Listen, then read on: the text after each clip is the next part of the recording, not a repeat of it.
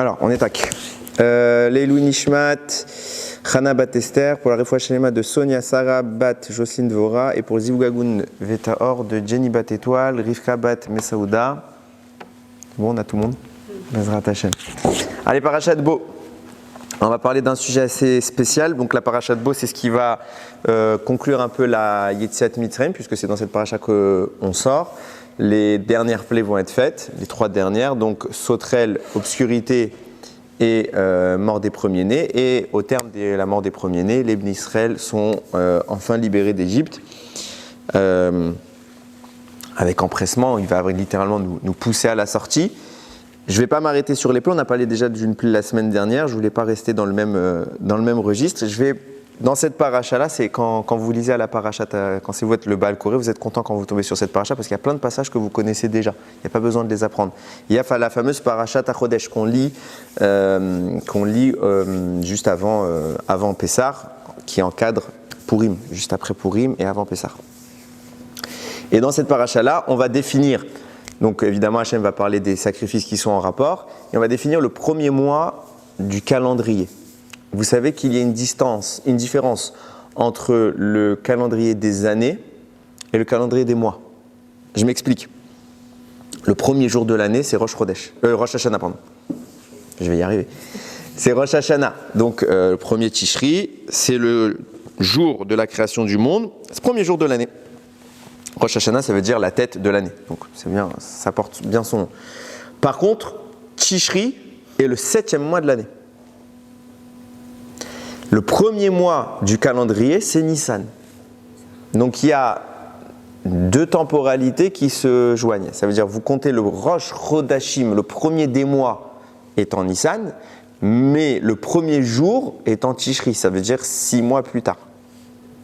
Qui est le premier? C'est un grand débat dans la Gemara, quel jour Hachem il a créé le monde, etc. Ça ne va pas être mon propos, mais ça reste quand même quelque chose qui nécessite approfondissement et qui est très intéressant. Ramim nous diront, d'ailleurs, c'est le pasouk. Achodesh hazeh lachem Rosh Chodashim. Ce mois-ci, Nissan, est pour vous le Rosh Chodashim, le premier des mois, le sommet, la tête de tous les mois.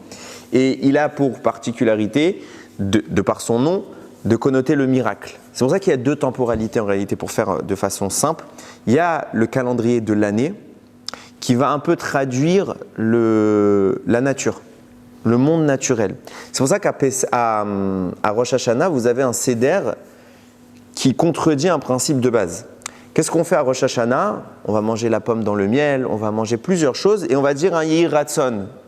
Et on va dire que cette année soit aussi douce que le miel, qu'on ait aussi tant de mérite que les grains de la grenade, etc. Pourquoi? C'est appuyé sur un principe de la Gemara qui dit Simana miletahi. Un signe, c'est concret. Ça a de la valeur. Ça a de la valeur à quel niveau? Au niveau de ce qu'on appelle le mazal. Ça veut dire quoi? Par ces signes-là, on peut un petit peu influencer notre mazal.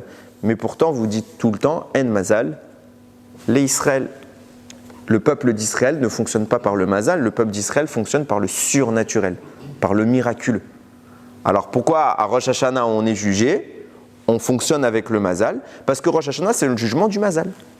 C'est le jugement du monde naturel. Et si on ne mérite pas d'être au-dessus du mazal, le top c'est d'être au-dessus du mazal. Et on s'en fiche de tout ce qu'on fait. Mais au cas où on ne mérite pas, alors on fait simana milita. Si on retourne dans la dimension du mazal, au moins qu'on essaye d'avoir un mazal sympathique. Par contre, quand vous arrivez à Nissan, Nissan ça vient du mot Nes. Là vous ne voulez plus entendre parler du mazal, vous voulez entendre parler que d'Hachem, que du surnaturel. Et c'est pour ça que c'est à Nissan qu'on est sorti, parce que Pessah, et c'est un peu ce qu'on a dit après le Shiur la semaine dernière, Pessah n'existe pas parce que nous sommes sortis d'Égypte, nous sommes sortis d'Égypte parce qu'il y avait une fête qui s'appelait Pessah, qui est la concentration de toutes les forces de la délivrance. À Pessah existe la puissance libératrice. Et puisque cette puissance est existante depuis la création du monde, c'est à Pessah que nous sommes sortis. Parce qu'on s'est servi de cette énergie pour pouvoir être libérés.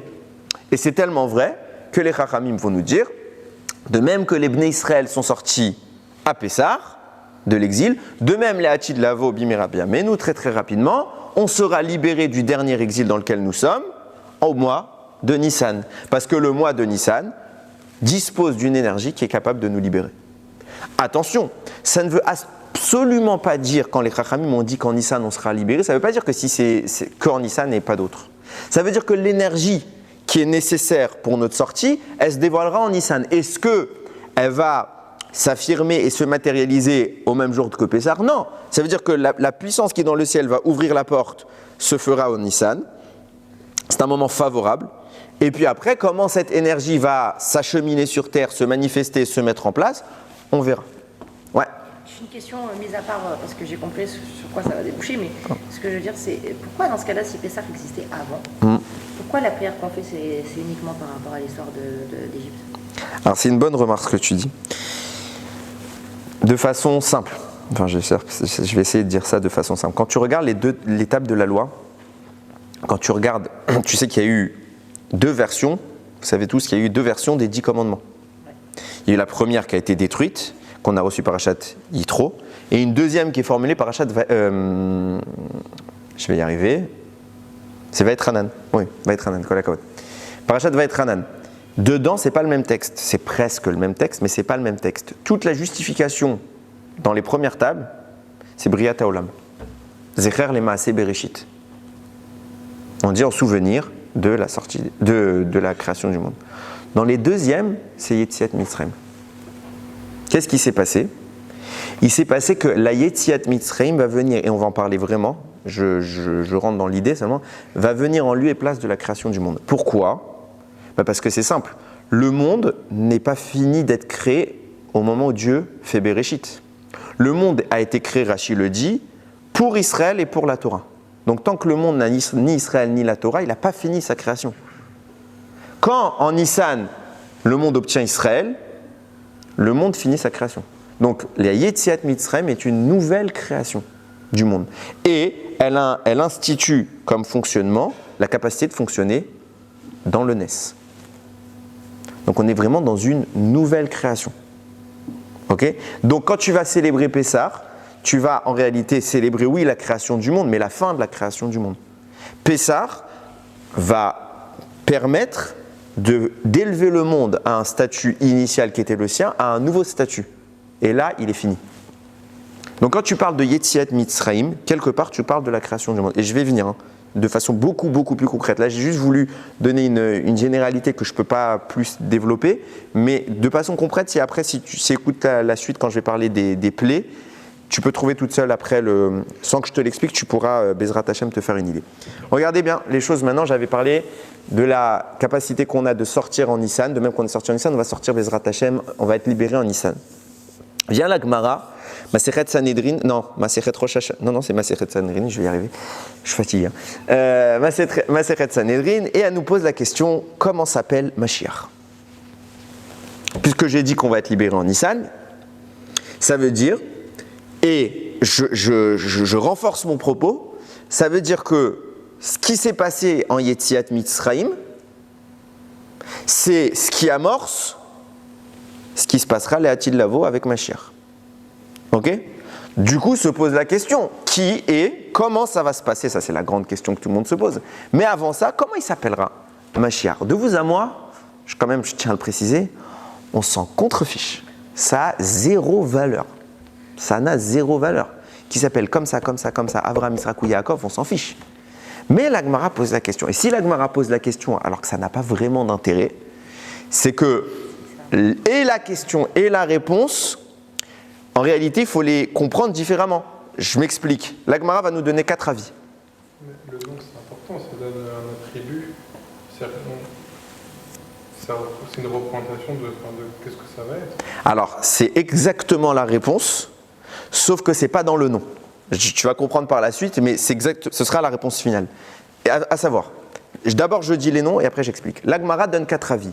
Vient Rabbi Yanaï. Et il dit s'appellera. Non, d'abord Rabbi Shilo. Il dit s'appellera Shilo.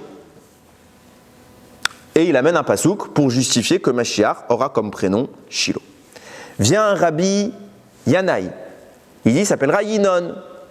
Et il amène une preuve comme quoi il s'appellera Yinon. Vient Rabbi Hanina. Et il dit, vous savez comment il s'appellera? Hanina. Et il amène une preuve. Et vient un Yeshomrim, ils ne disent pas le nom, qui dit qu'il s'appellera Menachem. 4 avis, 4 grands avis. Ok? Je reformule ce que j'ai dit. On s'en contrefiche de savoir son prénom. Donc ça veut dire que quand la Gemara cherche à nous poser la question quel est son prénom, c'est pas juste de savoir son prénom, c'est qu'il y a une question derrière le prénom. Qu'est-ce que représente l'idée de ce nom que sera le Mashiach? Et les réponses qu'elle donne, c'est pas seulement des prénoms, c'est un qualificatif de l'essence de ce que sera le Mashiach. Sinon, il n'y a pas d'intérêt. Le nom, on s'en fiche. On le découvrira. Et puis, je vais vous dire de vous à moi, il y a d'autres avis qui sont cités dans d'autres endroits. Chaque lettre que tu viens de dire, les 4 prénoms, les 4 premières lettres du prénom, c'est Mashiach. Kol hakavod, on y vient. Ne me gâche pas mon cours quand même. J'y viens. Vient le Kisser Rachamim, mais il explique une notion qui est très très très intéressante. Il va en effet dire ce que tu as dit et il va juxtaposer ça à l'idée de Rosh Chodashim. Qu'est-ce que c'est que Rosh Chodashim? Pourquoi on a besoin d'un mois qui est la tête des mois? Pourquoi on a besoin de cette temporalité qui est miraculeuse?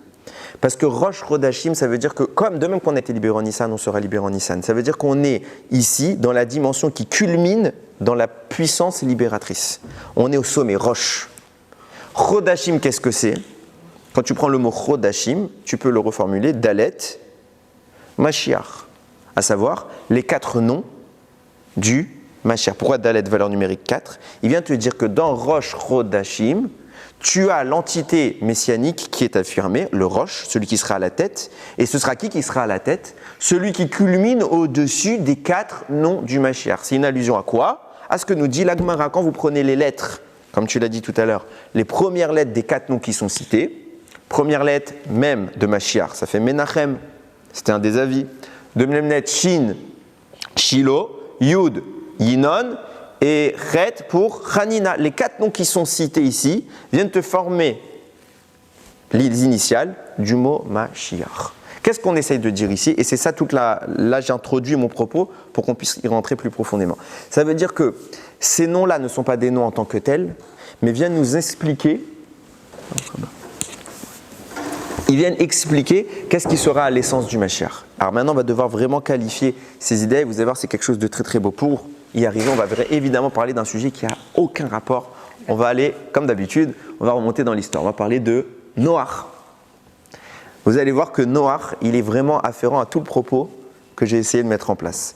Quand Noach est né, c'est écrit dans la Torah, Vaikra et Shemo Noach. On l'a appelé Noach. Noach, ça veut dire quoi? Le repos. Les morts. Celui-là,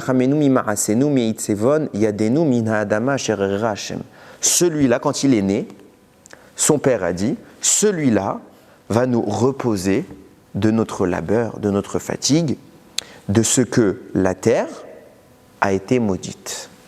Ils ont inventé l'outil, non? Kol hakavod, Rashi précisera. Déjà, il y a 2 choses, il y a 2 commentaires. Premier commentaire, je ne me rappelle plus c'est qui son auteur, je ne l'ai pas cité ici, il dit c'est le premier homme qui a eu des doigts. Parce que avant, les hommes avaient les doigts collés. Comme ça, c'est écrit dans, je ne me rappelle plus c'est quel commentaire, mais c'est pas, même dans le, je crois que c'est dans le livre Yamim aussi, ils en parlent, un commentaire dessus. En tout cas, ils avaient les doigts collés. Et le premier qui a eu des doigts séparés, c'était Noach. Plus que ça, il n'avait pas d'outils pour travailler la terre. Le premier qui va avoir la sagesse de créer les outils pour labourer, etc., c'est Noach. Mais vous allez me dire, que ce soit lui qui invente ces outils-là, ça peut être une chose quand il a 20, 30, 40 ans, mais à la naissance. C'est pour ça que les commentateurs vont dire que c'est lui qui est le premier qui a eu des doigts. Parce que tout de suite, son père a vu qu'il aurait une qualité de maîtrise avec la main qui est supérieure à ce qu'il y avait avant, donc il va pouvoir être plus habile. C'est comme ça que c'est parti le raisonnement. Mais de quoi on parle quand j'ai dit qu'il va réussir à enlever la malédiction de la terre? La Torah nous le raconte, quand Adam va fauter, la terre va être maudite. Arura ha-adama, maudite soit la terre. Et en précision, quelle sera cette malédiction? Il y avait écrit Kotz vedardar tatsmiarlar. Des ronces et des épines vont pousser pour toi.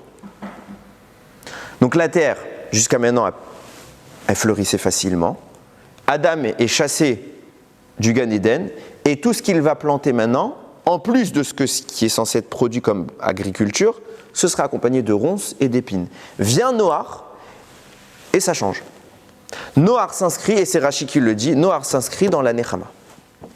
Noach s'inscrit dans une consolation qui va, et c'est tellement vrai que Rashi dit, il aurait dû s'appeler Menachem. Il aurait dû s'appeler Menachem, parce que quoi? Il va consoler la nature, il va être en mesure de supprimer le défaut. Commencez à voir le rapport qu'il y a avec les 4 noms dont je parle. Mais on va aller plus loin. Il y a un Pirkei des Rabbi Eliezer qui est un midrash très très important, qui dit quelque chose, il va apporter un midrash, 2 sujets. Historiquement, chronologiquement, on va voir un rapport, mais quand on va vraiment au bout des choses, on ne voit pas pourquoi il ramène ces 2 choses. Il rapporte comme ça, il dit lorsqu'Akadosh Baruch Hu s'est manifesté à Shemot devant Moshe Rabbeinu, vous connaissez le fameux buisson, on appelle le buisson ardent, donc il y a un buisson, il brûle mais ne se consume pas. Qu'est-ce qu'il a comme particularité? Nous dit Pirkei des Rabbi Eliezer, ce buisson-là connote la souffrance. Pourquoi? Parce qu'il est rempli de ronces et d'épines. Et il continue le midrash et il dit sache sans aucune corrélation. Point. Et après il dit enseignement de Rabbi Lévi. Il te dit Rabbi Lévi, sache que le bâton de Moshe a d'abord été donné à Adam. C'est Adam le premier détenteur de ce bâton. Adam Arishon, lorsqu'il a été chassé du Gan Eden, on lui a donné le bâton. Ce bâton-là qui a été créé à ce qu'on appelle Ben Hashmashot, au crépuscule de la création, donc juste avant Shabbat de la création. Le quoi? Ça fait partie des 10 choses qui ont été créées. Oui, ça fait partie des 10 choses que ramène le Pirkei Avot avec la bouche de l'ânesse, la bouche de la terre, l'écriture, toutes ces choses-là. Et donc, Adam Arishon reçoit ce bâton en étant expulsé du Gan Eden. Il le transmettra à Hanor. Qu'il le transmettra, c'est pas écrit dans le Midrash, mais les commentateurs le mettent parce que sinon c'est pas cohérent. Lui, il met directement que Hanor l'a donné à Noach. Sauf que Hanor et Noach ne se sont pas croisés. Donc en fait, les commentateurs ajoutent, d'abord Hanor l'a donné à Metouchelach, Metouchelach l'a donné à Noach.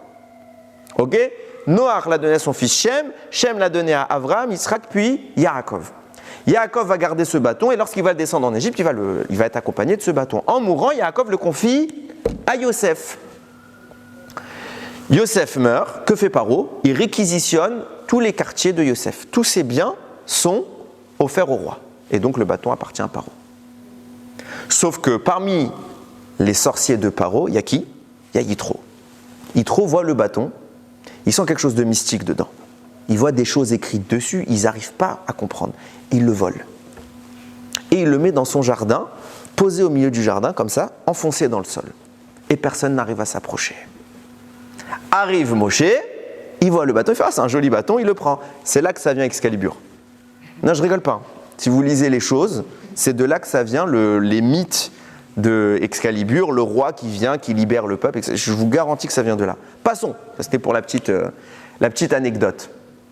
Moshe prend ce bâton, et donc après on connaîtra l'histoire de tout ce qui se passe. Donc moi, ma question sur ce midrash, c'est, on voit pas vraiment le rapport. Qu'est-ce que tu me parles d'un coup? Tu me parles du buisson qui est plein de ronces et d'épines, et t'enchaînes avec le bâton. Vient le commentateur principal du midrash du Pirkei des Rabbi Eliezer, le commentateur principal c'est le Radal. Et il dit, sache que ce bâton, et c'est là que s'amorce notre raisonnement, sache que ce bâton a été donné à Adam Arishon en sortant du Gan Eden, et qu'il est un bout du Etz HaChaim. Un bout de l'arbre de la vie. Vous savez qu'au Gan Eden, il y avait 2 arbres spéciaux. Il y avait plein d'arbres. Vous savez combien il y avait d'arbres au Gan Eden? Vous savez pas? Vous savez combien il y avait d'arbres au Gan Eden? Le Chidush Harim y rapporte. Combien il y avait d'arbres? Les Koulam. Vous savez pas? 613. Il a posé la question à son fils, le Chidush Harim, et il dit combien il y avait d'arbres à ton avis? Il dit je sais pas, des tonnes. Il dit non, il y en avait 613 parce que les arbres c'était les mitzvot. Donc c'était 613. Et en sortant, il y avait au milieu, il y avait 2 arbres spéciaux, Etz Hadat, Etz HaChaim. Et une branche du Etz HaChaim a été détachée à la création du monde pour faire le bâton. Et ce bâton, comment? Tu as dit par rapport au téphilin, comment on mettait téphim à l'époque? Ah oui. Que c'était pas la même version, oui. À l'époque d'Adam Arishon, les mitzvot c'était les arbres.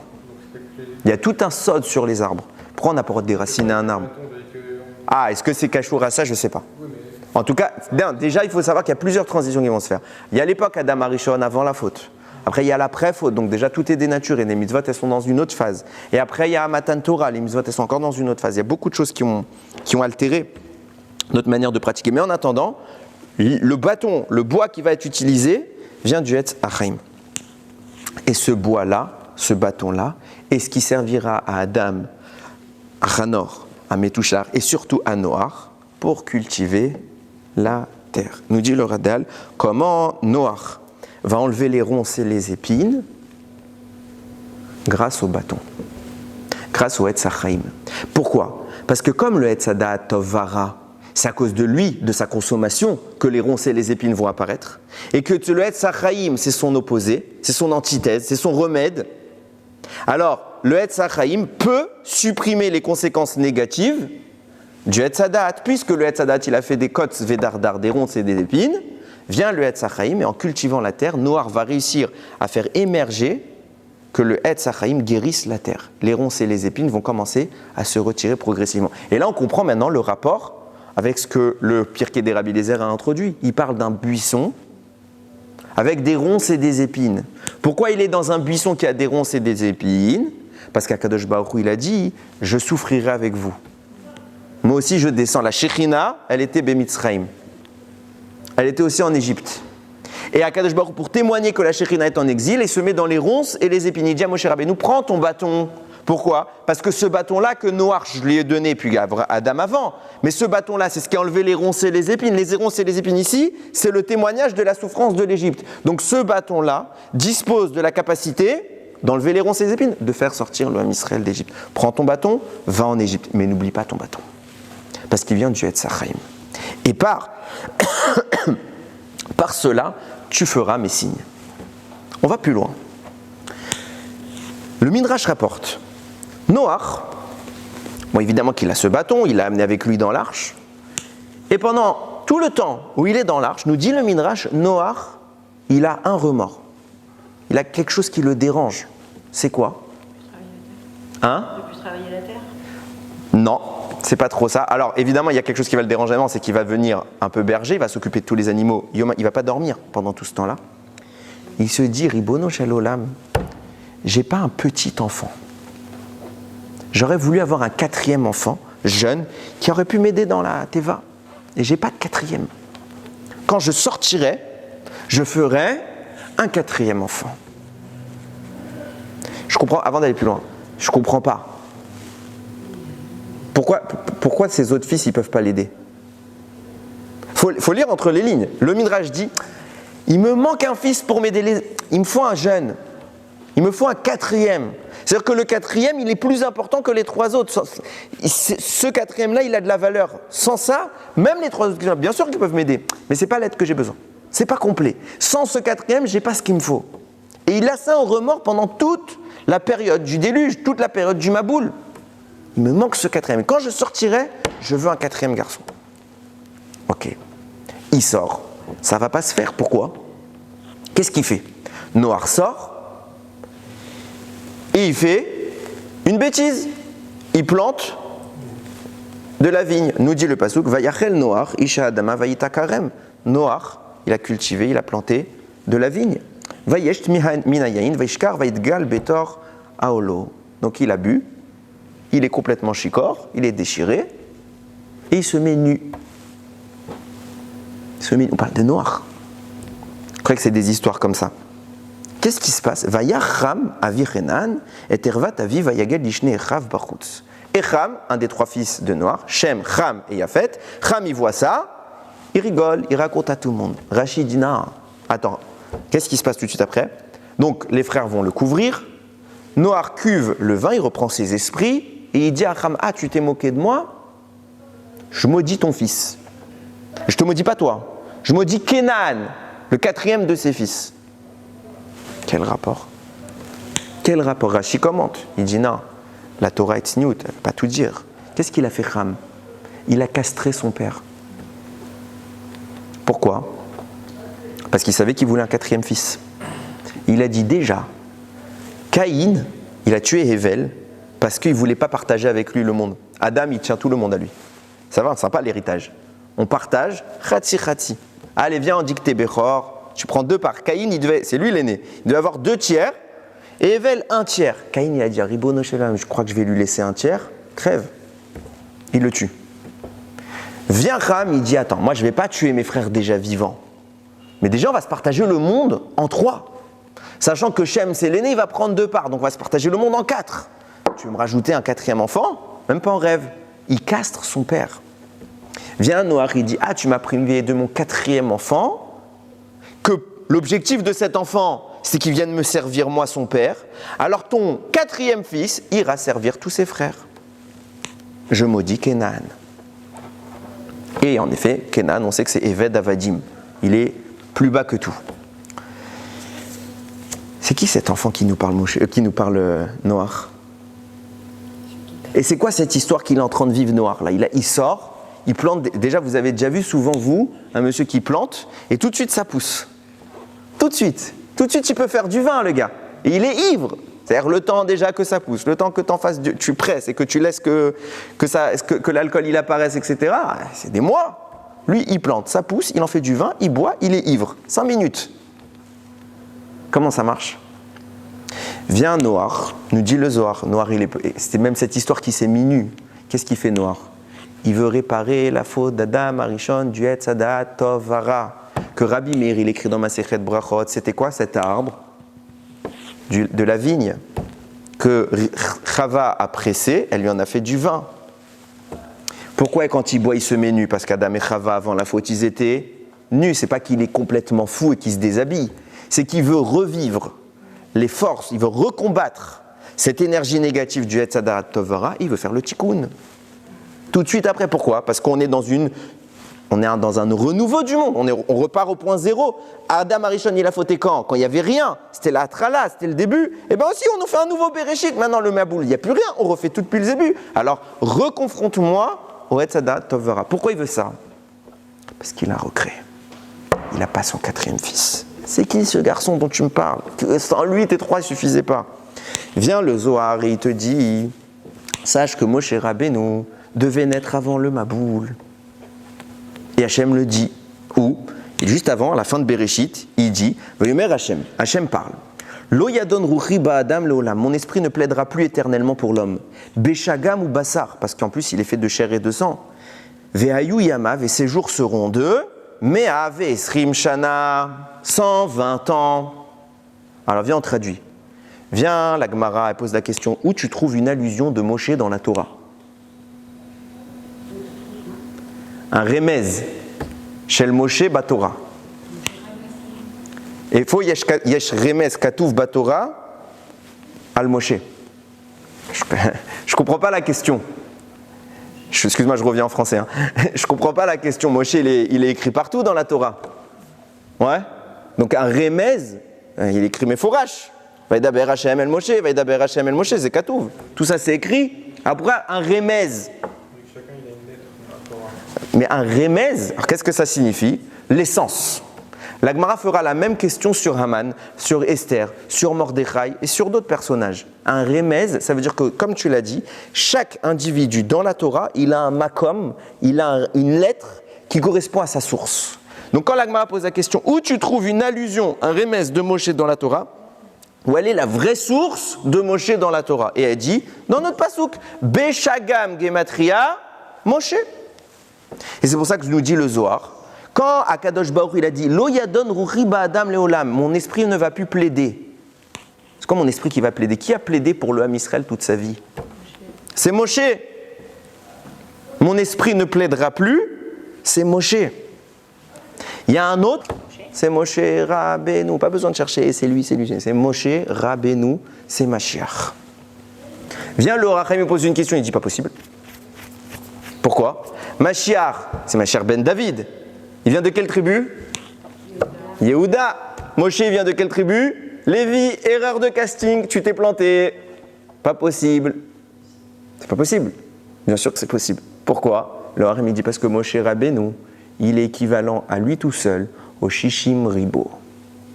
Lui tout seul, c'est tout le Ham Israël. Moshe Rabbeinu, il n'est pas Lévi. Il est Shimon. Il est Reuven, Shimon, Lévi, Yehuda, Issachar, Zevulun, Ménaché, Ephraim.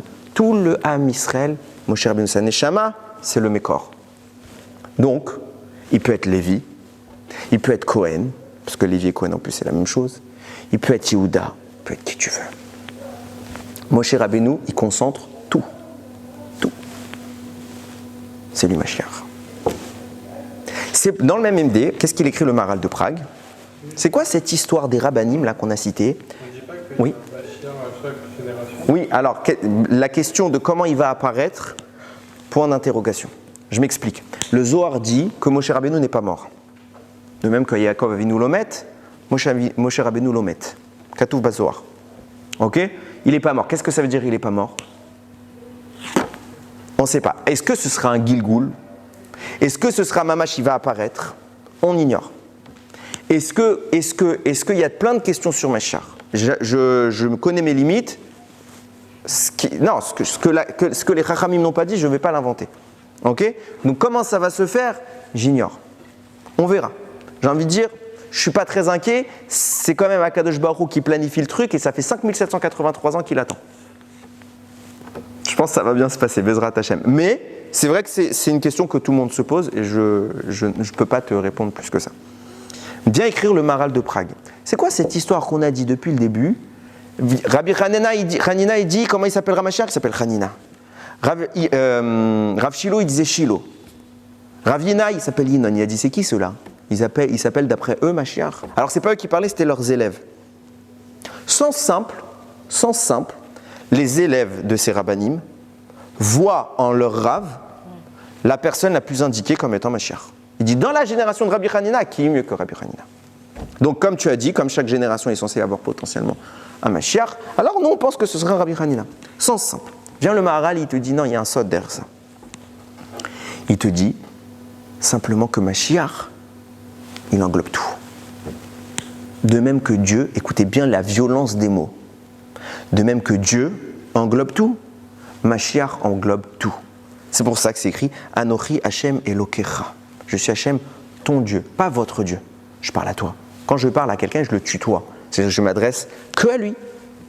Et Hashem dit, à ce moment-là, il se parle à qui? À tout le Ham Israël. Après, il dit tu. Parce qu'il s'adresse à chacun à titre individuel. Chacun, d'après sa capacité à comprendre. Les gens qui sont forts, il leur parle avec force. Les gens qui sont faibles, jeunes, étroits, comme vous voulez, il leur parle avec douceur. Chacun avec sa madriga. Parce que moi, Hashem, Anochi Hashem, je suis tout. Je suis toutes les madrigotes, tous les niveaux que vous avez voulu à Israël sont en moi, il n'y a aucun problème. Donc je peux m'adresser à vous, comme vous êtes. Et il écrit le Maharal de Prague. Mashiach, c'est la même chose. Mashiach, il englobe tout. Toutes les dimensions du Ham Israël. Seulement, chacun ne pouvait percevoir d'Akadosh Baruch Hu que ce qu'il était capable de percevoir. Celui qui était fort, il voyait quelque chose de fort. Celui qui était faible, il voyait quelque chose de faible. Ben, pareil du Mashiach. Chacun ne peut percevoir que ce qu'il est en mesure de percevoir. Donc, vient nous dire Rabbi Hanina, c'est qui Mashiach? C'est Hanina. Parce que dans Mashiach, il y a Rabbi Hanina. Et moi, ce que je suis capable de voir, c'est moi, le plus haut niveau que j'atteins, c'est mon niveau à moi. Donc, dans Mashiach, la dimension maximum que j'arrive à percevoir, c'est celle de Rabbi Hanina. Rav Shilo, il disait pareil, dans Mashiach c'est Shilo. Mais c'est pas que Shilo, c'est Shilo, Hanina, Yinon, Menachem, tout cela c'est Mashiach. C'est pourquoi les Chachamim ont cité 4 noms. Parce que leurs initiales fait Mashiach, ils n'ont pas voulu te dire c'est lui, c'est celui-là qui revient. Non, ce qu'on essaye de t'insinuer, c'est que Mashiach c'est tout ça à la fois. De même que Dieu est tout à la fois, Mashiach c'est tout à la fois. C'est tellement grave, je ne l'ai pas écrit dans le texte écrit. Mais il y a un midrash dans Echa qui dit, c'est quoi le nom du Mashiach? C'est Hashem. On est en train de comparer à Mavdil ben Kodesh Lechol. Tu compares la Kadosh Baruch Hu avec qui que ce soit sur terre. Ken. Pourquoi? Parce que Mashiach, c'est celui qui vient incarner le divin sur terre. Donc ce sera la dimension la plus sainte, la plus proche de la perfection. La plus proche de la perfection. Donc on le compare à Kadosh Baruch Hu. Pas dit il est Hachem, Chaz v'Shalom, personne n'est Hachem. Mais comme Akadosh Baruch Hu dispose de tout, Mashiach dispose de tout. Donc on a 2 hommes qui disposent de tout, Moshe et Mashiach. Donc on voit bien la même chose, que eux deux culminent comme étant le Rosh Chodashim. C'est quoi ce que je vous ai dit tout à l'heure, comme je vous l'ai expliqué? Rosh Chodashim, c'est quoi? C'est celui qui est au sommet, Rosh à la tête. Chodashim, Dalet, Mashiach. Les 4 Shemot du Mashiach, les 4 noms du Mashiach. Ça veut dire quoi? Mashiach, c'est celui qui est à la fois Rabbi Hanina, à la fois Rabbi Yinon, Rabbi Yinai, à la fois Rabbi Shilo, à la fois lui. Pourquoi 10 paroles, une seule oreille suffit? Réponse du Pirkei Avot, pour punir les Réchaïm qui ont profané le monde créé par 10 paroles, et pour récompenser les Tzadikim qui maintiennent le monde créé par 10 paroles. Bien, le Sfat Emet, il pose la question, il dit quel rapport? Ça change quoi? C'est quoi l'histoire? Il t'explique comme ça, c'est quoi le Etz Hadat Tov Vara? Pourquoi il s'appelle Tov Vara? Parce que Adam, il connaît le Tov, il n'a pas besoin du Ra. Maintenant, ce qui s'est passé, c'est qu'en fautant, Adam Arishon va mélanger le Tov et le Ra. Ce qui fait qu'aujourd'hui, on n'arrive pas à distinguer qu'est-ce qui est Tov, qu'est-ce qui est Ra. Je m'explique. Tu viens Shabbat, tu allumes la lumière. C'est Tov ou c'est Ra? C'est Ra, mais c'est agréable. C'est sympa, j'étais dans le noir. Normalement, si c'est mauvais pour ma neshama, elle a mal. Si je fais du mal à ton corps, tu hurles, donc ta neshama, elle doit hurler. Si j'allume la lumière Shabbat, ma neshama, elle hurle, mais moi, je suis content. Le type, il prend un hamburger pas kasher.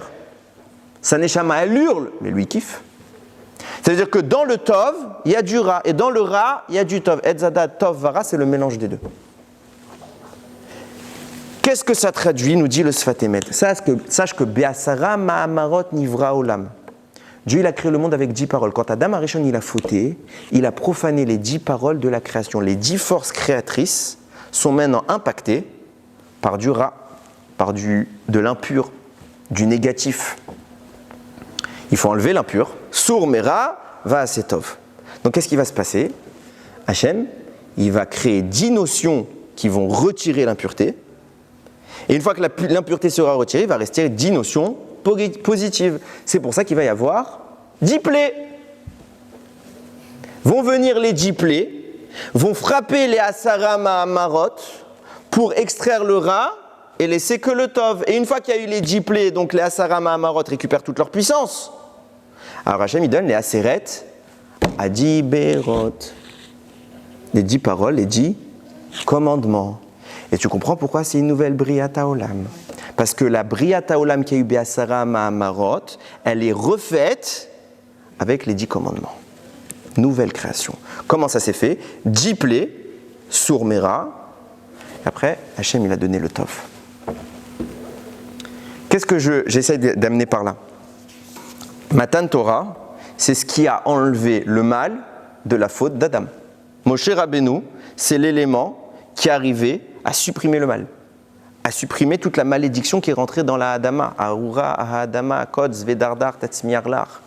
Maudite soit la terre, des ronces et des épines vont pousser pour toi. Donc qu'est-ce que va faire Moshe? Il va prendre cette impureté et la transformer en quelque chose de propre. De même, je vous ai dit tout à l'heure, il y a une marloquette d'où il vient le bâton de Moshe. Il y a le Radal, il dit Etz Hachaim, le Malbim, il dit Etz Hadat. Et en réalité, Zéoto Davar. Pourquoi? Parce que la Torah elle-même nous dit quelque chose qui est problématique. Concernant le Etz Hadat et le Etz Hachaim, il y a écrit comme ça. Bereshit, Vayatzmach Elokim min ha'adama kol etz nechmad lemare vetov lemachal. Hachem, il a fait pousser sur la terre tous les arbres agréables à voir et bons à manger. Ve'etz Hachaim betoch hagan, et l'arbre de la vie à l'intérieur, au milieu. Rachid dit betor, c'est au milieu. Be'emtsa. Ve'etz Hadat tovara, et l'arbre de la connaissance. Les deux arbres sont au milieu. C'est possible de partager un milieu. Un milieu, c'est un point. Donc il peut y avoir qu'un arbre au milieu. Sinon, les deux, ils ne sont pas au milieu. Vous êtes d'accord avec moi? C'est pour ça que vient le Chida, il dit non. Etz Hadat ve'etz Hachaim, c'est un seul arbre. Ils ont une racine à 2 branches qui sortent. Le Tov et le Ra.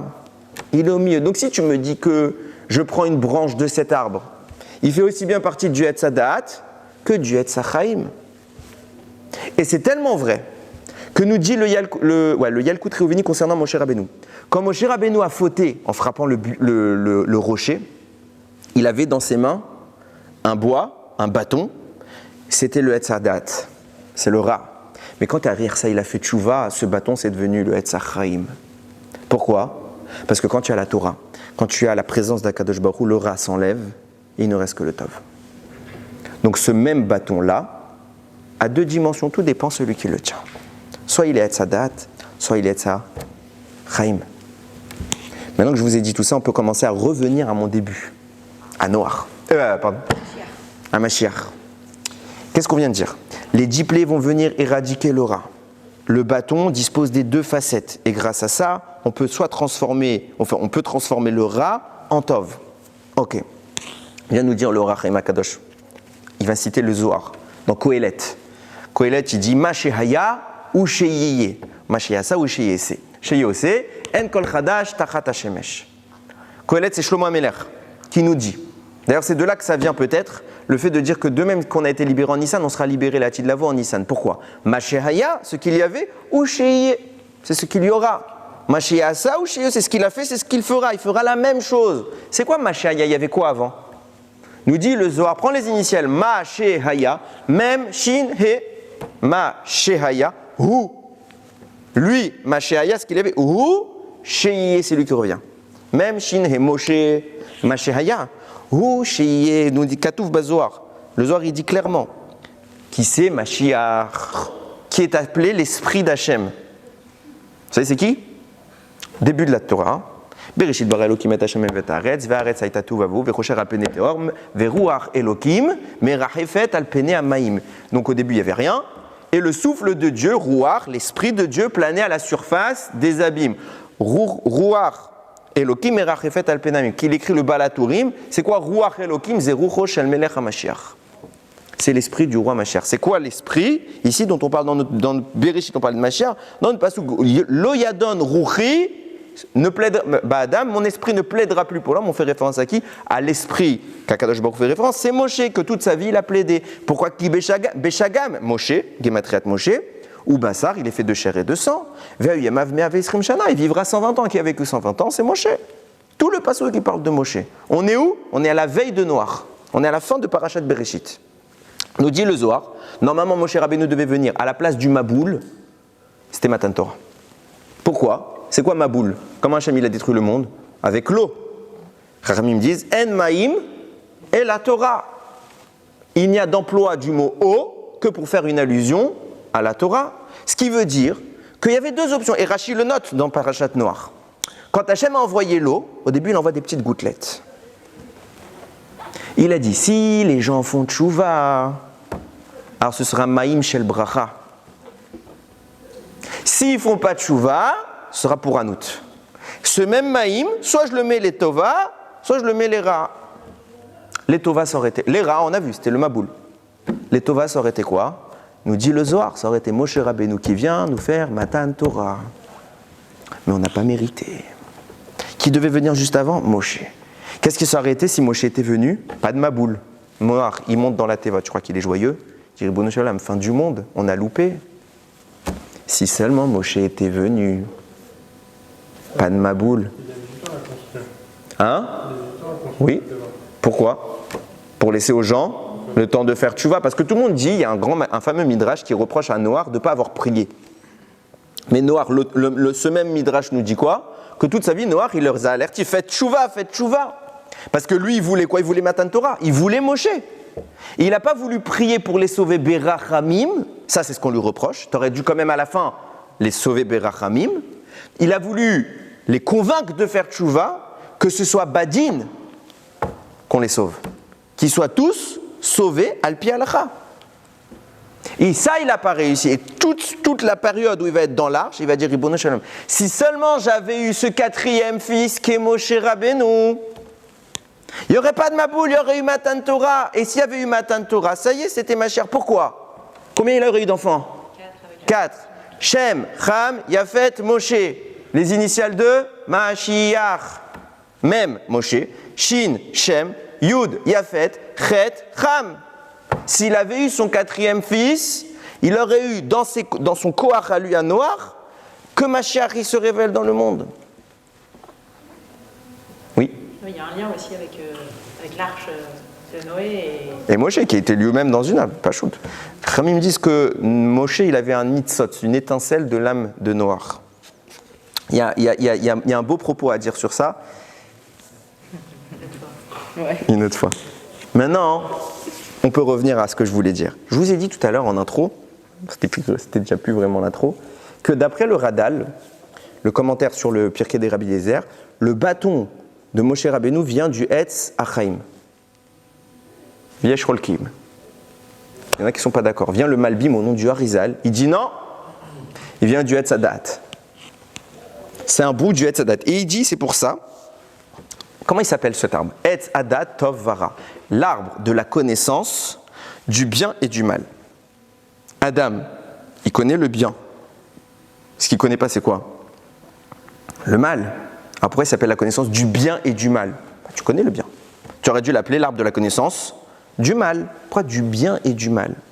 Parce que nous dit le Malbim, cet arbre, il a un tzad tov, un tzad ra. C'est quoi le tzad tov? C'est l'arbre. C'est quoi le tzad ra? Le côté négatif? C'est le serpent. Et quand en face de toi, tu as quelque chose qui est kadosh, alors c'est un bâton. Quand en face de toi, tu as quelque chose qui est impur, c'est un serpent. C'est pour ça que Moshe, il prend le bâton. Quand il l'a dans les mains, c'est quoi? C'est un bâton. Quand il le jette au pied de Paro, c'est quoi? C'est un arrache. Et quand il le reprend, ça redevient un bâton. Et sachez que, la Torah précise, ce n'est pas le serpent que Aaron a envoyé qui a mangé les serpents des sorciers égyptiens, c'est faux. C'est quand Aaron a retransformé le serpent en bâton, donc c'est un bout de bois, qui va venir, ce bout de bois, il va dévorer tous ceux des Égyptiens. Pour dire à Paro, toi tu es le rat, nous on est le tov, sache que le tov il va gagner. C'est pas le serpent, l'aspect négatif qui vient manger, c'est le tov qui va venir éradiquer le rat. Donc on a une marloquette. D'après le Radal, il vient du Etza Chaim. D'après le Malbim au nom du Harizal, il vient du Etza Dat. Alors a priori on dit ils sont pas d'accord, je vous rassure, Akol, Divrei, Elokim, Chaim. Toutes sont des paroles d'Hachem et tout ça c'est la même avis. Je m'explique. C'est écrit dans Pirkei Avot. Be'asara ma'amarot nivra haolam. Par 10 paroles, Dieu a créé le monde. Donc on en arrive maintenant à une idée qui est intéressante. Est-ce que ça reprend pas en fait le christianisme, enfin, avec Yeshua, en fait, la façon de comment eux ils Je ne sais pas exactement ce qu'il voit dans les choses, mais nous, on distinguera bien que Mashiach est un homme. Il n'est ni le fils. Oui, mais le fait de dire que c'est... il ne sera pas non, comprenez bien. C'est bien ça que j'ai dit. Il n'est pas Hachem. Non, il n'est pas Hachem. Il ne sera que le réceptacle de l'expression d'Hachem dans ce monde. Pourquoi? Parce qu'il sera le seul en mesure de s'effacer complètement. Pourquoi Moshe est le plus grand homme de l'histoire? C'est le plus humble. Parce que c'est le plus humble. C'est quoi l'humilité? C'est la capacité à ne pas exister. Lui, il va dire, Avraham Avinu, il va dire, Va'ani afar, je suis la poussière. Moshe va dire, Va'ani ma, que suis-je? Tolat ve zemadriga yoter namucha. Moshe amar, Va'ani ma, ani klum. Af tolat ani, lo ani. Moshe s'efface. Dieu peut exister. Qu'est-ce que c'est que Dieu dans le monde? C'est ce que nous, on laisse apparaître de lui. Mashiach sera le plus ressemblant parce qu'il n'existe pas. Parce qu'il s'efface totalement. Il n'est rien. Ça, c'est le prédouge de dire ça, par rapport à dire que l'homme, il est créé à l'image de Dieu. Eh ben justement. Chaque personne, donc c'est pas un prédouge de dire ça. L'homme est créé à l'image de Dieu s'il veut bien refléter cette image. Mais à la base, l'homme est créé pour être l'image de Dieu. Donc tout le monde, en fait. Tout le monde. Mais c'est pour ça que le Rambam écrit, n'importe qui peut être Moshe Rabbeinu. Seulement qu'on ne fait pas ce qu'il faut. Mais n'importe qui peut être Moshe Rabbeinu. Pourquoi? Parce que soit tu t'effaces et tu es le Tselem Elohim, ça c'est dans le sens simple, après Tselem, il y a beaucoup de notions qui sont cachées dans ça, mais soit tu t'effaces et je suis Betselem Hachem, soit je ne suis pas Betselem, ou je suis partiellement, un petit peu. Et si je suis que un peu, alors je ne peux pas me dire que tu me compares à Hachem. Je suis ressemblant. Mashiach, ce sera la capacité de voir au plus haut niveau Dieu. C'est ça l'idée. Mais il n'est pas Dieu, il n'est rien par rapport à Dieu. Et il sera humain. Humain, purement, exclusivement. Comme nous. Peut-être avec un peu plus de barbe. A priori. Ok? Mais la même chose. Maintenant, je veux conclure sur ce que je vous ai dit tout à l'heure. C'est dingue quand même ce qu'on est en train de dire. C'est tellement vrai que la Gemara rapporte que 3 sont appelés au nom d'Hachem. Les Tzadikim, Mashiach et Yerushalayim. Ils portent le nom d'Hachem. C'est pour ça que je vous ai dit tout à l'heure que Mashiach, d'après le Midrash Echa, s'appelle Hachem. Ça veut dire quoi? Les tzadikim, parce que justement c'est eux qui vont être les premiers vecteurs, les premiers piliers de ce qui va refléter Dieu. Tous ensemble, il n'a pas dit un tzadik, les tzadikim. Tous ensemble, ils reflètent Hachem. Pourquoi? Parce que c'est l'étape d'après, c'est Mashiach. C'est quoi Mashiach? C'est tous les tzadikim réunis. Donc quand tu cumules le tout, tu arrives à la perfection qui s'appelle Mashiach. Et d'un coup, perfection humaine qui s'appelle Mashiach. Et d'un coup, Dieu apparaît. Du coup, conséquence, Yerushalayim est reconstruite. C'est pour ça que Yerushalayim porte le nom de Dieu. Parce que Yerushalayim, bien que c'est même pas vivant Yerushalayim, c'est le lieu où Dieu va s'exprimer. C'est quoi dire je suis Hachem, mon nom c'est Hachem, je fais exister Hachem? C'est que je donne au monde la capacité de s'approcher et de percevoir le divin, sans que je sois moi-même quoi que ce soit. Justement, parce que je suis absolument rien. Et donc on en arrive à la conclusion. Si tu me dis que Moshe Rabbeinu, c'est Mashiach, alors pourquoi il n'a pas été Mashiach? Il est déjà venu. On a dit que Moshe Rabbeinu, s'il venait, il complétait les 3 noms de Shem, Ham et Yafet, et ça donnait Mashiach. Moshe, il est venu, il n'y a pas eu Mashiach, il n'a pas été Mashiach. Qu'est-ce qui lui manque? Puisque je vous ai dit que Mashiach porte le nom d'Hachem. Ouais. Donc quand vous voyez le nom, Shemo, lecture simple, on parle de Dieu. Autre lecture envisageable, on parle aussi des gens ou des entités qui portent son nom. C'est pour ça que dans Aleinu Leshaber, tu dis quoi? Ve'aya Hashem lemeler, al kol haaretz, bayom ha'u, yeh Hashem echad, u'shmo echad. En ce temps-là, Hashem sera roi sur terre, et Hashem sera echad, et son nom sera echad. Si tu prends la guématria de Moshe, tu prends la guématria de Mashiach, c'est combien l'écart entre les deux? 13. Echad. Il manque Echad. Qu'est-ce qui manquait à Moshe? Que le Ham Israël soit uni. Qu'il y ait de la redoute. Moshe Rabbeinu vient en Égypte. Il est vivant en Égypte. Et il dit, je comprends pourquoi Hachem ne les libère pas. Il sort. C'est un notable. Il vivait dans le palais du roi. Il voit Nadav et Avihu. Non, c'est pas Nadav et Avihu. C'est Datan et Aviram. Mechila. Datan et Aviram, ils sont en train de se disputer. Chazak. Il vient, il leur dit stop. Qu'est-ce que vous faites? Et ils lui répondent quoi? Vayomer, il les sépare. Qu'est-ce qu'il dit? Vayomer mi samcha leishtar veshofet alenu. Qui t'a désigné que t'es notre juge, t'es notre chef, toi? Al orgenina ata omer. Est-ce que tu vas nous tuer? Kacher aragta et amitri, parce que la veille Moshe, en sauvant un juif, il a tué un Égyptien. Est-ce que tu vas nous tuer comme tu as tué l'Égyptien maintenant? Meurtrier. Moshe dit quoi? Ceux-là vont me dénoncer. Vaïra Moshe. Moshe a eu peur. Vaïomar, achen noda adavar. La chose est sue. Le lendemain, Paro est au courant, il veut tuer Moshe. Moshe, il a peur de Paro. C'est pas son problème, Paro. Il s'enfuit. De quoi il a peur? Vaïra Moshe. De quoi il a peur? Rashi, il écrit. Il a dit, il y a des délateurs. Il y a du lachon hara. Je comprends pourquoi il souffre. Et ça explique pourquoi, quand Akadosh Baruch Hu va venir voir Moshe Rabbeinu lui dire « Va libérer les Bnei Israël », Moshe va dire non. Pourquoi? Parce que je sais qu'il va y avoir d'autres exils. Je sais qu'il manque le Echad, il manque la Hardout dans le Ham Israël. Donc oui, je vais les libérer. Mais pour maintenant, laisse-les, que la Hardout naisse. Et quand il y aura la Hardout, alors Moshe plus Echad égale Mashiach. Là, je pourrais être le Mashiach, mais là, tu m'envoies pour pas être Mashiach. Tu m'envoies pour être Rak Moshe. Oui. Oui, ça n'a pas été Mashiach parce qu'il a frappé le rocher.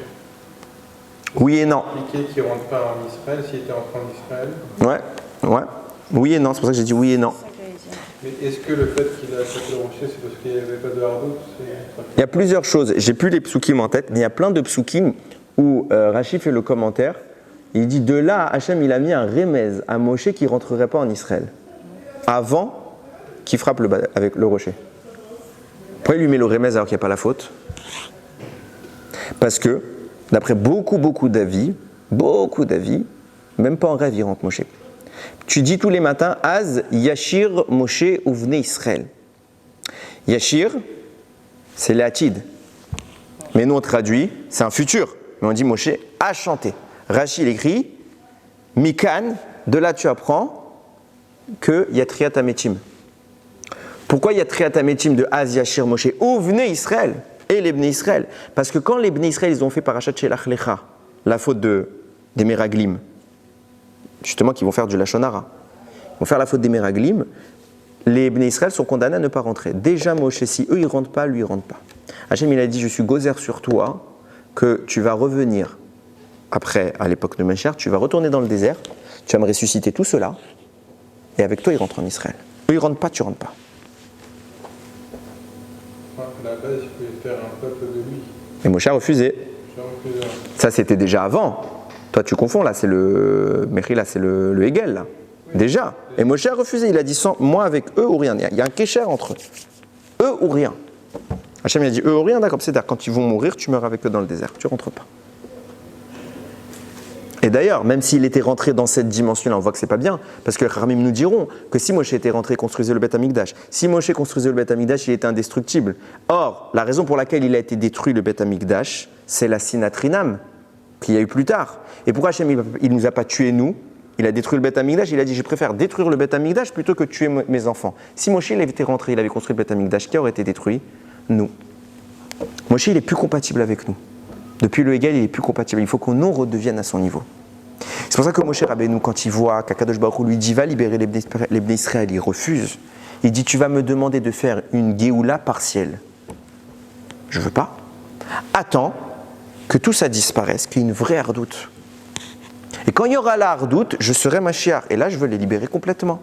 Mais ne me demande pas de les libérer pour annoncer d'autres exils. Je me dis si. Là, c'est Rejbonat, j'ignore. Mais il lui dit si tu y vas. C'est pour ça, Bayom Aoui Hashem Echad ou Shmo Echad. En ce temps-là, Hashem sera un et son nom sera un. Hashem, sens simple, c'est Dieu. Sens profond, c'est celui qui porte le nom d'Akadosh Baruch Hu. Qui est celui qui porte le nom d'Akadosh Baruch Hu? Moshe. Qu'est-ce qui lui manque à Moshe? Ou Shmo, dans son nom, tu rajoutes Echad. Bayom Aoui Hashem Echad, il sera un. Pourquoi? Parce que dans son nom, ou Shmo, maintenant tu rajoutes Echad. Et de Moshe, tu deviendras Mashiach. Quand il y aura la hardoute. C'est pour ça que les Chachamim vont nous dire le Beth Amikdash, le deuxième, a été détruit à cause de la Sinatrinam et il sera reconstruit que par la Havat Rinam. C'est sûr que le Echad, que du coup cette histoire de Echad, il a un rapport avec la hardoute uniquement et pas par exemple la création d'Israël, justement l'entrée en Israël. Pourquoi? Parce que c'est l'unité aussi du peuple de cette terre. C'est ça. Oui, mais tu as bien vu dans l'ordre. Non, regardez dans l'ordre, les Chachamim, ils ont dit quoi? Qui est appelé au nom d'Hachem? Les tzadikim, Mashiach, et après Yerushalayim. Yerushalayim ne peut exister qu'après qu'il y ait Mashiach qui fasse exister Dieu sur terre. Exister entre guillemets. Si d'abord Mashiach, même dans l'ordre, la reconstruction du Beth Amikdash dans les missions du Mashiach, elle vient après Gog ou Magog. D'abord il y a Mashiach. Et après, une fois qu'on a fini ces guerres, on retourne à Yerushalayim, on reconstruit le Beth Amikdash. Pour faire régner Hachem sur terre. Mais pas avant. Parce que tant que Mashiach n'a pas détruit les forces du mal, alors on n'est plus dans le Echad. Echad, c'est écrit dans le Midrash, Dieu il a créé le Satan au deuxième jour. Parce que deuxième jour, on est déjà dans la dualité. Je croyais que c'était la hardoute par rapport au Bnei Israël. De quoi? Le Echad. Oui, premier jour, il n'y a pas écrit Yom Rishon. Quand Dieu il a créé les jours, il n'y a pas écrit Vayerev, Vayeboker, Yom Rishon. Il a écrit Yom Echad. Pourquoi? Rashi écrit parce qu'Hachem il est Levad, il est tout seul. Il n'y a pas de Sheni. Bayom Hasheni, là on va parler de Sheni. Pourquoi? Parce que ça, il y a autre chose. Le mal existe, il y a une opposition. Il faut retourner au Echad. Comment je retourne au Echad? Quand le Ham Israël il est Echad, alors Bachamaim on peut parler du Echad. Quand le Ham Israël est Echad, alors qu'est-ce qui se passe? Moshe plus Echad, plus le Ham Israël, font Mashiach. Et conséquence de quoi? Il y a un autre endroit qui porte le nom d'Akadosh Baruch Hu, Yerushalayim. Parce qu'on peut maintenant faire apparaître Hachem sur terre. Quand il y a la hardoute, quand il n'y a pas de la Sinatrinam, Sinatrinam ça détruit le Beth Amikdash. La hardoute, ça reconstruit. Ça fait régner Hachem sur terre. Pourquoi? Rabbi Akiva nous dit Ve'afta l'ereacha kamocha zeklal gadol batorah. S'il y a quelque chose d'important, tu l'aimes comme toi-même.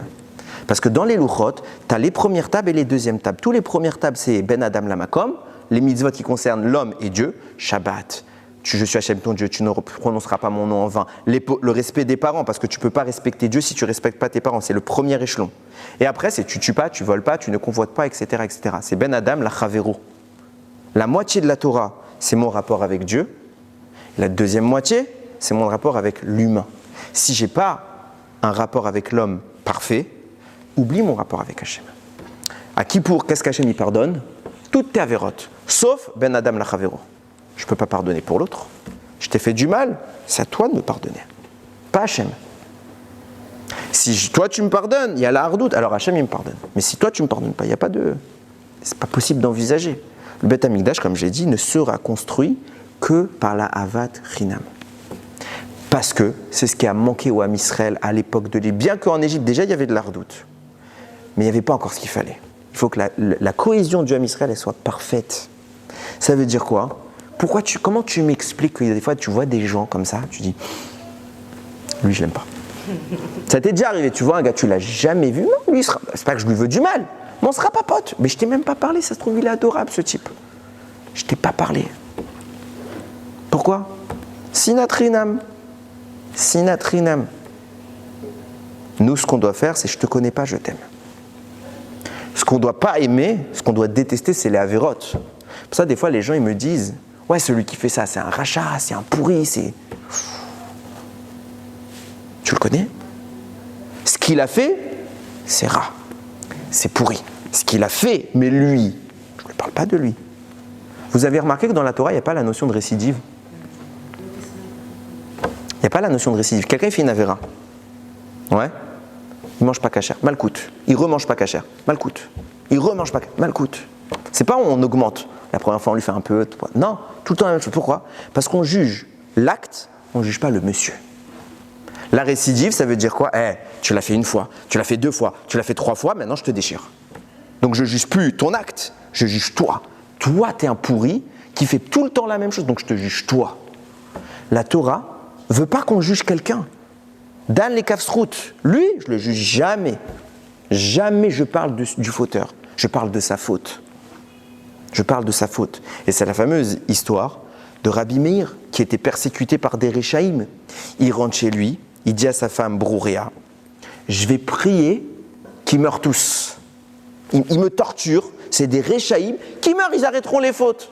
Sa femme Brouréa lui dit, ah, t'as pas lu la Torah? Il y a écrit quoi dans la Torah? C'était Rosh Chodesh en plus. Itam uchataim, urshaim odenam. Il n'y a pas écrit on va tuer, les fauteurs vont disparaître. Il y a écrit la faute doit disparaître. Et il n'y aura plus de Réchaïm. Mais que les Réchaïm y vivent pour devenir des tzadikim. On ne juge pas un homme, on juge son acte. Lui, Dan et Kafsrout, on l'aime. Même le fauteur, on l'aime. Parce qu'il n'y a que par Ahava qu'on peut rapprocher quelqu'un d'Akadosh Baruch Hu. Ce n'est pas par la critique, ce n'est pas par le jugement. La Ahavat Rinam reconstruira le Beth Amikdash, de même que la Sinat Rinam l'a détruit. Yiratzon qu'Akadosh Baruch Hu, très très rapidement, il arrive à consolider nos cœurs, qu'on soit Am Echad, un peuple uni, pour qu'Akadosh Baruch Hu donne à Moshe les Echad, les 13 qui lui manquaient, que de Moshe il devienne Mashiach. Et Gibumi Rabbi Amenu, il va venir nous reconstruire le Beth Amikdash. Baruch Adonai Leolam, Amen ve Amen.